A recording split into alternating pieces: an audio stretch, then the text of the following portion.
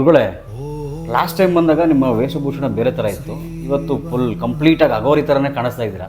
ಇದಕ್ಕೇನಾದರೂ ವಿಶೇಷತೆ ಇದೆಯಾ? ನೋಡಿ, 24 ಗಂಟೆನೂ ನಮಗೆ ಅಘೋರಗಳಾಗಿ ಇರೋಕ್ಕೆ ಸಾಧ್ಯ ಇಲ್ಲ. ನೀವು ಹಿಂದೆ ಚಿತ್ರೀಕರಣ ಮಾಡಿದ್ದೇನಿತ್ತಲ್ಲ, ಅದು ವೈದಿಕವಾಗಿ ವೇಷಭೂಷಣ. ವೈದಿಕದಲ್ಲಿ ಹಾಕ್ತಕ್ಕಂಥ ವೇಷಭೂಷಣಗಳೇ ಬೇರೆ, ತಾಂತ್ರಿಕದಲ್ಲಿ ಹಾಕ್ತಕ್ಕಂಥ ವೇಷಭೂಷಣಗಳೇ ಬೇರೆ. ನಮ್ಮದು ಇನ್ನು ಇದಕ್ಕಿಂತ ಮಿಗಿಲಾಗಿದ್ದು ಇನ್ನೂ ಒಂದಿದೆ. ಸಂಪೂರ್ಣ ನಾವು ಹೋಮ ಹವನ ಮಾಡುವಾಗ ಸಂಪೂರ್ಣ ನಗ್ನವಾಗಿರ್ತೀವಿ. ಮೈ ಮೇಲೆ ಬಟ್ಟೆ ಒಂದು ದಾರದ ಎಳೆ ಕೂಡ ಇರಬಾರ್ದು.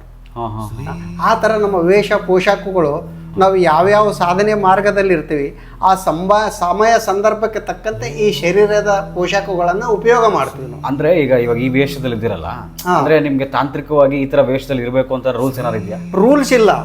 ಅದನ್ನ ಆ ದೇವತೆಗಳನ್ನು ಸಂಬಂಧಪಟ್ಟಂತಹ ದೇವತೆಗಳನ್ನು ಜಾಗೃತೆ ಪಡಿಸಲು, ಆ ದೇವತೆಗಳಿಗೆ ನಮ್ಮ ಶರೀರ ಹೇಗೆ ಕಾಣಬೇಕು, ಹೇಗಿರಬೇಕನ್ನೋ ಉದ್ದೇಶದಿಂದ ಈ ತರ ನಾವು ಪೋಷಕಗಳನ್ನು ಮಾಡ್ತೀವಿ.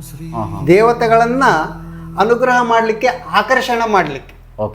ಆಮೇಲೆ ಇದು ಏನು ಶರೀರದಲ್ಲಿ ಈಗ ನಾವು ಭಸ್ಮಧಾರಣೆ ಮಾಡಿದ್ದೀವಿ, ಇದು ಚಿತಾಭಸ್ಮ. ಇದನ್ನ ತಾಂತ್ರಿಕತೆಯಲ್ಲಿ ಮಾತ್ರ ನಾವು ಉಪಯೋಗ ಮಾಡ್ತೀವಿ. ಹೀಗಾಗಿ ಈ ತಾಂತ್ರಿಕ ಮಾರ್ಗದಲ್ಲಿರುವಾಗ, ತಾಂತ್ರಿಕ ಸಾಧನೆಯಲ್ಲಿರುವಾಗ ಈ ಪೋಷಾಕ ಇದೇ ತರ ಇರ್ತದೆ ನಮ್ದು. ಪರ್ಟಿಕ್ಯುಲರ್ ಆಗಿ ಅದೇ ದೇವರನ್ನ ಮೆಚ್ಚಿಸೋಕೋಸ್ಕರ. ಹೌದೌದು, ಭಗವಂತನ ಮೆಚ್ಚಿಸೋಕೋಸ್ಕರ. ಭಗವಂತನ ಸೇವಕರು, ಭಗವಂತ ನಿಜ ಸ್ವರೂಪದಲ್ಲಿದ್ದಾಗ ಅವನ ಸೇವಕರು ಹೇಗಿದ್ರು ಅದೇ ತರನೇ ನಾವು ಈಗ ಇರ್ತೀವಿ. ಭಗವಂತ ಕಾಣೋದಿಲ್ಲ ನಮಗೆ, ಆದ್ರೂ ಕೂಡ ಅವನ ತೃಪ್ತಿ ಪಡಿಸೋ ಸಲುವಾಗಿ ಈ ಅವತಾರದಲ್ಲಿ ಇರ್ತೀವಿ ನಾವು. ಸಾಮಾನ್ಯವಾಗಿ ಅಗೋರಿಗಳಂದ್ರೆ ನಿಮ್ಮ ಇದೇ ತರ ಇರ್ತಾರೆ. ಹೌದೌದು, ಲಾಸ್ಟ್ ಟೈಮ್ ನಾನು ನೋಡಿದಾಗ ಈ ಅಗೋರಿಗಳಂತಾರೆ ಈ ತರ ಇದಾರಲ್ಲ ಅಂತಾನು ಕೇಳಿದ್ದೇನೆ. ಹೌದು, ಇದೇ ತರನೇ ಇರ್ತಾರೆ. ಇದು ಚಿತಾಭಸ್ಮ, ಬೇರೆ ಭಸ್ಮ ಧಾರಣೆ ಮಾಡ್ಲಿಕ್ಕೆ ಅವಕಾಶ ಇಲ್ಲ. ಚಿತಾಭಸ್ಮನೇ ಧಾರಣೆ ಮಾಡಬೇಕು ಸಾಧನೆ ಮಾಡುವಾಗ ಮಾತ್ರ.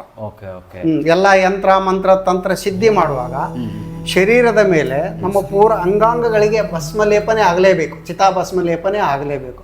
ಅದು ಒಂದು ಜಾಗೃತಿ ಶಕ್ತಿ ಬರ್ತದೆ ನಮ್ಮಲ್ಲಿ, ಒಂದು ಉಗ್ರವಾದ ಶಕ್ತಿ ಬರ್ತದೆ ಚಿತಾಭಸ್ಮ ಹಚ್ಕೊಂಡಾಗ.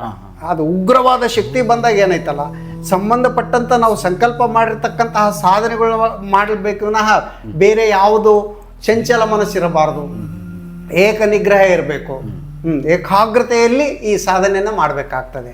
ಈಗ ನೀವೇನೋ ಕೆಲಸ ಕೇಳ್ಕೊಂಡ್ ಬಂದಿರ್ತೀರಾ, ಅದನ್ನ ತಾಂತ್ರಿಕವಾಗಿ ಮಾಡಬೇಕು ಅಂದ್ರೆ ನಾವು ಇದೇ ಪೋಷಾಕಿನಲ್ಲೇ ಇರಬೇಕಾಗ್ತದೆ. ಪ್ರತಿಯೊಂದಕ್ಕೂ ಅರ್ಥ ಇದೆ. ಪ್ರತಿಯೊಂದಕ್ಕೂ ಅರ್ಥ, ಪೋಷಾಕಗಳಿಗೆ ಕೂಡ ಪ್ರತಿಯೊಂದು ಅರ್ಥ. ಚಿತಾಭಸ್ಮ ಹಾಕೊಳ್ಳೋದಕ್ಕೆ ರೀಸನ್ ಏನು? ಚಿತಾಭಸ್ಮನೇ ಅಪ್ಲೈ ಮಾಡ್ಕೋತಿರಲ್ಲ, ನಮಗೆ ಆ ಭಗವಂತನ ಕೃಪಾ ಕಟಾಕ್ಷ ಆಗ್ಲಿ, ನಮಗೆ ಆ ಉಗ್ರವಾದ ಶಕ್ತಿ ಬರ್ಲಿ ಅಂತಂದೇಳಿ. ಉಗ್ರವಾದ ಶಕ್ತಿ ಬಂದಾಗ ಮಾತ್ರ ಮಂತ್ರಗಳು ಸಿದ್ಧಿ ಆಗೋದು.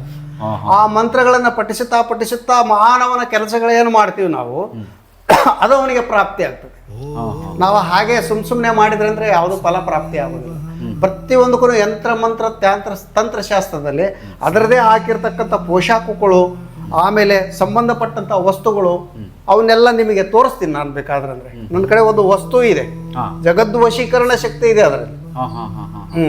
ಆ ತಾಯಿ ಚಾಮುಂಡಿಗೆ ಇಷ್ಟವಾಗಿರ್ತಕ್ಕಂತಹ ವಸ್ತು, ಅದು ನಿಮಗೆ ತೋರಿಸಿ ಬಿಡ್ತೀನಿ ನಾನು. ಅದೇ ಮೊನ್ನೆ ಲಾಸ್ಟ್ ಟೈಮ್ ಬಂದಾಗ ಅದೇ ಹೇಳಿದ್ರಿ, ತಾಂತ್ರಿಕ ವಿದ್ಯೆಗೆ ಗಿಡಮೂಲಿಕೆಗಳು ತುಂಬಾ ಮುಖ್ಯ. ಹೌದು, ಗಿಡಮೂಲಿಕೆಗಳು ಮುಖ್ಯ. ಇದು ಗಿಡಮೂಲಿಕೆನಾ ಇದು? ಹೌದು, ಇದನ್ನು ವನಸ್ಪತಿನೇ ಇದು. ನೋಡಿ, ಗೊತ್ತಾಗ್ತದೆ ನಿಮಗೆ? ಮುಟ್ಬೋದಾ? ತಗೊಳ್ಳಿ ನೋಡಿ. ಇದನ್ ಕೈ ಇದಂಗಿದೆ, ಕೈ ಈ ತರ ಇದೆ ನೋಡಿ. ಅದು ಯಾವ ತರ ಇದೆ ನಿಮಗೆ ಗೊತ್ತು. ಮತ್ತೆ ಏನಾದ್ರೂ ಕೃತಕ ಏನಾದ್ರೂ ಇದೆಯಾ ಅದನ್ನ ಚೆಕ್ ಮಾಡಿ ನೋಡಿ. ಅಂದ್ರೆ ಇದು ಬೇರಲ್ಲಾಗಿರೋದಾ? ಇಲ್ಲ, ಇದು ಭೂಮಿಯಲ್ಲೇ, ಇದು ಕಲ್ಲಿನ ಪೊದೆಗಳಲ್ಲಿ ಮಾತ್ರ ಹುಟ್ಟಿರ್ತದೆ. ಇದು ನಮ್ಮ ಭಾರತದಲ್ಲಿ ಸಿಗೋದಿಲ್ಲ. ಇದು ಹೊರಗಡೆ ಸಿಗ್ತದೆ. ಅಫ್ಘಾನಿಸ್ತಾನ, ಪಾಕಿಸ್ತಾನ ಬಾರ್ಡರ್, ಅಫ್ಘಾನಿಸ್ತಾನ ಇವೆಲ್ಲ ಏನಿದೆವಲ್ಲ, ಆಮೇಲೆ ಬಾಂಗ್ಲಾದೇಶ, ಆ ಕಡೆ ಸಿಗ್ತದೆ ಇದು. ಇದು ಈ ಶೈಲಿಯಲ್ಲಿ ಇದೆಯಲ್ಲ, ಈ ತರ ಕೈ ಈ ತರ, ಅದಕ್ಕೆ ಹಾತ್ ಜೋಡಿ ಅನ್ನೋದು. ಹಿಂದಿಯಲ್ಲಿ ಹಾತ್ ಜೋಡಿ ಅಂದ್ರೆ ಹಾತ್ ಜೋಡ್ ಅಂತಾರೆ. ಹಾತ್ ಜೋಡ್ ಅಂದ್ರೆ ಕೈ ಜೋಡಿಸು, ಇದರ ಹೆಸರೇ ಕೈ ಜೋಡಿಸು ಅಂತ. ಇದನ್ನ ಆಮೇಲೆ ಇದರಲ್ಲಿ ಕೆಲವು ಉಪಜಾತಿಗಳು ಇದಾವೆ, ಅವು ಇದೇ ತರನೇ ಇರ್ತವೆ, ಆದ್ರೆ ಅವು ಕೆಲಸ ಮಾಡೋದಿಲ್ಲ. ಇದನ್ನ ನಾವು ಚೆಕ್ ಮಾಡಬೇಕು, ಅದನ್ನ ಪರೀಕ್ಷೆ ಮಾಡಬೇಕು. ಅಂದ್ರೆ ಪರೀಕ್ಷೆ ಮಾಡ್ತೀರಾ ಅದನ್ನ? ಇದನ್ನ ಸಿದ್ಧಿ ದಿನದಲ್ಲಿ ತೆಗೆದು ನಾವು ತಗೊಂಡು ಬಂದು ಶುದ್ಧವಾದ ಎಳ್ಳು ಎಣ್ಣೆ ಇರಬೇಕು. ಎಳ್ಳಿನ ಎಣ್ಣೆ ಹಾ, ಎಳ್ಳು, ಕರಿ ಎಳ್ಳಿನ ಎಣ್ಣೆ ಇರಬೇಕು, ಗಾಣದಿಂದ ತೆಗೆದಿದ್ದು. 1 ಲೀಟರ್ ಎಣ್ಣೆಯಲ್ಲಿ ಇದನ್ನ ಹಾಕಬೇಕು, ಹಾಕಿ ಇಡಬೇಕು. ಇದನ್ನ ಬೆಳಿಗ್ಗೆ ಎದ್ದು ನೋಡಿದ್ರೆ 1 ಡ್ರಾಪು ತಲೆಗೆ ಹಚ್ಕೊಳ್ಬೇಕಂದ್ರೆ ಕೈಗೆ ಒರೆಸ್ಕೋಬೇಕಂದ್ರೂ ಕೂಡ 1 ಡ್ರಾಪ್ ಎಣ್ಣೆ ಇರಲ್ಲ. ಆ ಥರ ಇದು ಎಣ್ಣೆ ಕುಡಿದಿರ್ತವೆ.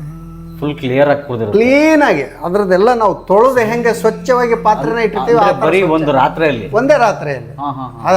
ಸಾಧಾರಣ 10 ಗಂಟೆಯಲ್ಲಿ ಎಣ್ಣೆ ಎಲ್ಲ ಕುಡಿದಿರ್ತದೆ. ಅದು ಮಾತ್ರ ತಂತ್ರಶಾಸ್ತ್ರದಲ್ಲಿ, ತಾಂತ್ರಿಕತೆಯಲ್ಲಿ ಕೆಲಸ ಮಾಡುತ್ತೆ ಅಂತ. ಇದರ ಉಪಜಾತಿಗಳು ಸಾಕಷ್ಟಿದಾವೆ. ಈ ಗಂಡು ಹೆಣ್ಣು ಅಂತಾನೂ ಇರ್ತವೆ. ಹೀಗಾಗಿ ತಂತ್ರಶಾಸ್ತ್ರದಲ್ಲಿ ಇವು 2 ಇದ್ದಾಗ ಮಾತ್ರ ಕೆಲಸ ಮಾಡ್ತವೆ. ಆಮೇಲೆ ಒಂದೊಂದಿದ್ರು ಕೂಡ ಕೆಲಸ ಮಾಡ್ತವೆ, ಅವು ಬೇರೆ ಬೇರೆ ರೀತಿಯಿಂದ. ಅವು ಗಂಡು ಹೆಣ್ಣು 2 ಸೇರಿದಾಗ ಏನಾಗ್ತದೆ, ದಾಂಪತ್ಯ ಜೀವನದಲ್ಲಿ ಕಷ್ಟ ಬಂದವರಿಗೆ ಸಂಪೂರ್ಣ ಅವರಿಗೆ ಬಿಡುಗಡೆನೇ ಆಗಿರ್ತದೆ. ನೀವೇನಂತೀರ, ಡೈವರ್ಸ್ ಆಗಿರ್ತದೆ. ಅದನ್ನ ಮತ್ತೆ ನಾವು ಕೂಡಿಸಬಹುದು, ಆ ಕೆಲಸಕ್ಕೆ ಇದು ಬರ್ತದೆ.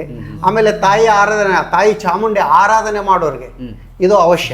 ಅಂದ್ರೆ ಈಗ ಚಾಮುಂಡೇಶ್ವರಿ ಹೇಳಿದ್ರಲ್ಲ, ಚಾಮುಂಡೇಶ್ವರಿಗೆ ಇದು ಪರ್ಟಿಕ್ಯುಲರ್ ಆಗಿ ಇಷ್ಟ, ಪ್ರಿಯವಾದ ವಸ್ತು. ಹಾತ ಜೋಡ್ ಅಂದ್ರೆ ಆ ತಾಯಿ ಚಾಮುಂಡಿಗೆ ಪ್ರಿಯವಾದ ವಸ್ತು. ಇದು ಒಂದೇ ಅಲ್ಲ, ಇದರ ಜೊತೆಗೆ ನಾನು ತೋರಿಸ್ತೀನಿ ಸಿದ್ಧಿ ಮಾಡಿ ಇಟ್ಕೋಬೇಕಾದ್ರೆ ಹೇಗೆ ಅಂತ. ಇದೆಲ್ಲ ಸಿದ್ಧಿ ಮಾಡಿರೋದಾ? ಹೌದೌದು, ಇದೆಲ್ಲ ಸಿದ್ಧಿ ಮಾಡಿರೋದು. ನೋಡಿ, ಇದಕ್ಕೆ ಗೋಮತಿ ಚಕ್ರ ಅಂತಾರೆ.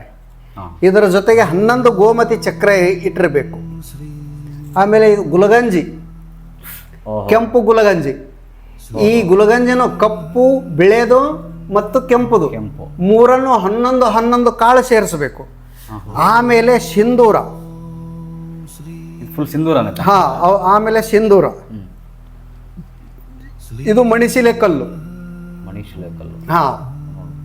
ಮಣಿಶಿಲೆ ಕಲ್ಲು ಇಷ್ಟೊಂದು ತೂಕ ಇದೆ ಇದು ಒಂಥರ. ಹೌದೌದು, ಅದಕ್ಕೆ ಬೇರೆ ಬೇರೆ ಹೆಸರುಗಳು ಲೋಕಾರೂಢಿಯಲ್ಲಿದ್ದಾವೆ. ಅದು ನಿಜವಾದ ಶುದ್ಧವಾದ ನಾವೇ ಭೂಮಿಯಿಂದ ತೆಗೆದಿರ್ತಕ್ಕಂತಹ ಮಣಿಶಿಲೆ. ನೋಡಿ ಅದ್ರ ಭಾರ ಎಷ್ಟಿದೆ, ವೇಟ್ ಇದೆ.